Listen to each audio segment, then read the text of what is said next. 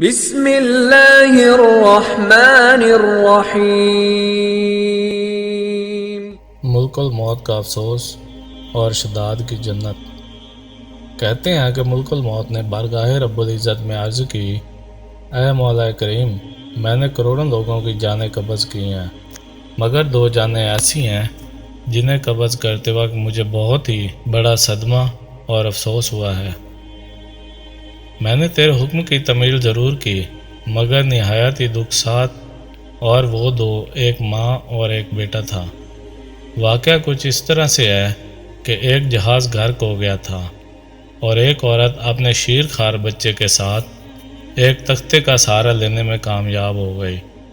تختہ دریا میں بہہ رہا تھا اور ماں اور بیٹا اس پر سوار تھے۔ اے مولا کریم، اچانک تیرا حکم ہوا اور میں نے ماں کی جان اس تختے پر نکال لی۔ میرے لیے پریشان کن بات یہ تھی کہ ماں مر چکی ہے، اب بچے کا کیا حشر ہوگا۔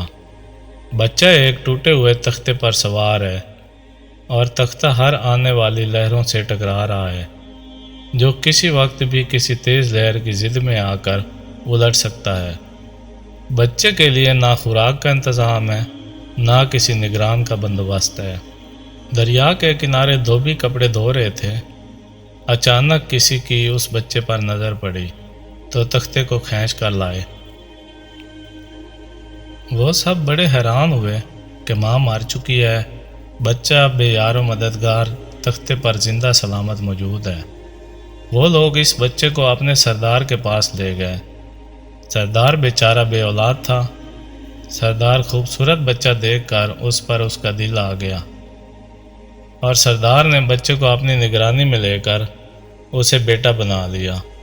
یہ بچہ 8-9 سال کی عمر کا تھا کہ اپنے ساتھی بچوں کے ساتھ کھیل رہا تھا۔ اتنے میں بادشاہ وقت کی سواری کی آمد کا شور سن کر سب لوگ ادھر ادھر بھاگ گئے، مگر یہ بچہ سڑک پر اکیلا کھڑا رہا۔ بادشاہ کی سواری گزر گئی، اس کے پیچھے اس کا عملہ پیدل آ رہا تھا۔ ان میں سے ایک سپاہی کو راستے میں سے سرمے کی ایک پڑیا ملی۔ اتفاق سے اس بچے کی نظر بہت کمزور تھی اور سرمے کی اسے بہت ضرورت تھی، لہذا اس نے وہ سرما بحفاظت اپنے پاس رکھ لیا۔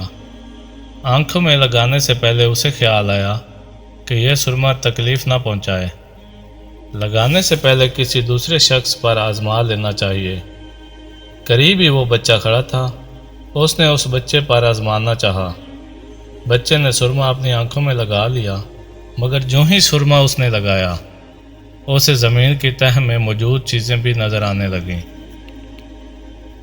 اس نے دیکھا کہ زمین کے اندر بہت سے خزانے پوشیدہ ہیں۔ بچہ ہوشیار تھا، اس نے چیخنا چلانا شروع کر دیا کہ سرما لگانے کی وجہ سے میری آنکھوں میں سخت تکلیف ہو گئی ہے۔ وہ لوگ سرمے کی پوڑیا گرا کر چلے گئے۔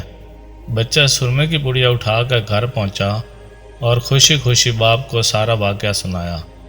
سردار بڑا ہی خوش ہوا۔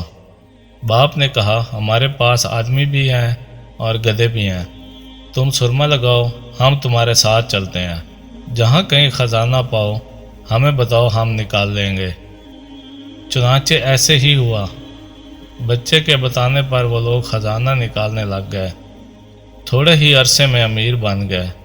بچہ جوان ہوا تو اس نے اپنے پرپرزے نکالنے شروع کیے۔ ان کے پاس دولت کی فراوانی ہو گئی، زمین کے تمام خزانے اس کی نظروں میں تھے۔ اس نے آہستہ آہستہ بہت سے آدمی اپنے ساتھ ملا لیے۔ اس کے بعد تمام سرداروں کو ادھر ادھر کر دیا اور خود سردار بن گیا۔ آخر نوبت یہاں تک آ پہنچی کہ اس نے بادشاہ کے ساتھ بھی ٹکر لے لی اور اسے مغلوب کر کے خود بادشاہ بن گیا۔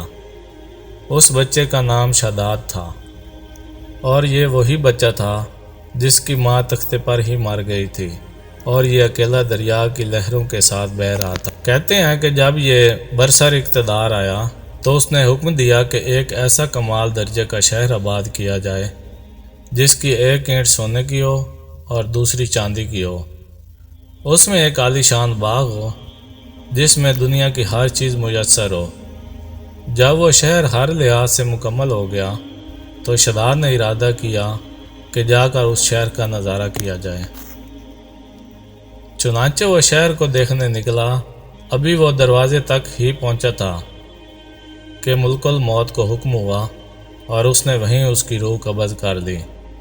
اسے اتنا موقع بھی نہ دیا کہ اپنے بے مثال باغ کو ایک نظر دیکھ سکتا۔ ملک الموت نے کہا کہ اے مولا کریم، اس شخص کی روح قبض کرتے وقت بھی مجھے نہایت ہی صدمہ پہنچا کہ وہ شخص ہر چیز کر کے اسے دیکھ بھی نہ سکا۔ اللہ تعالیٰ نے فرمایا، یہ وہی بچہ ہے جس کی ماں تختے پر مر گئی تھی اور اس پر تجھے ترس آیا تھا۔ اس بچے نے بڑے ہو کر نافرمانی کی، خدا کے حکم سے بغاوت کی اور سرکشی اختیار کر لی، مگر ہم نے اسے خود ساختہ جنت میں قدم رکھنے کی مہلت بھی نہ دی اور اسے باہر ہی ہلاک کر دیا۔ اسی جنت کے بارے میں مشہور ہے کہ وہ دنیا میں موجود ہے مگر سب کی نظروں سے اوجھل ہے۔ امیر معاویہ رضی اللہ تعالیٰ عنہ کے زمانے میں ایک صحابی رضی اللہ تعالیٰ عنہ کا اونٹ گم ہو گیا، تو وہ اونٹ کی تلاش میں کہیں اس علاقے میں جا پہنچے تو اللہ تعالیٰ نے اسے وہ سب کچھ دکھلا دیا۔ وہ صحابی وہاں کی کوئی نشانی بھی ساتھ لایا تھا۔ اس صحابی نے یہ واقعہ امیر معاویہ رضی اللہ تعالیٰ عنہ کے پاس بیان کیا۔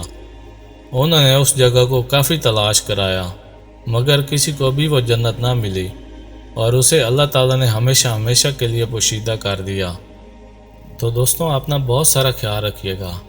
ملتے ہیں اگلی ویڈیو میں، تب تک کے لیے اللہ حافظ۔